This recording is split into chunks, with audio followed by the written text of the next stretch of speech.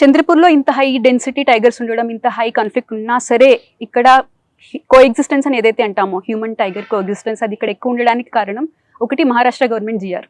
So ఇక్కడ ఉన్న compensation probably highest in India.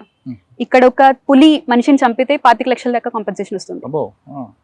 ఒకవేళ ఇంజురీ జరిగితే అంటే పర్మనెంట్ డిజబిలిటీ అలాంటిది ఏమైనా జరిగితే 5 లక్షలు 7.5 లక్షల వరకు కాంపెన్సేషన్ ఇవ్వడం జరుగుతుంది. అది కాకుండా క్యాటిల్ ని కనుక చంపితే 75,000 వరకు, అంటే అప్పర్ లిమిట్ ఆఫ్ 75,000 వరకు వాళ్ళకి కాంపెన్సేషన్ ఇస్తాం. అది కాకుండా క్రాప్ కాంపెన్సేషన్ కూడా వేరే వేరే క్రాప్స్ కి వేరేగా ఉండడం.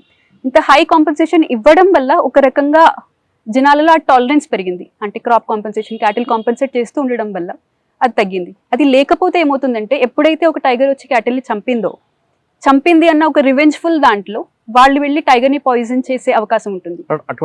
అలాంటివి ఇక్కడ జరగవు. ఈ కాంపెన్సేషన్ దాని వల్ల అంటే కాపాడడంలో మాకు ఆ జిఆర్ చాలా హెల్ప్ చేస్తుంది.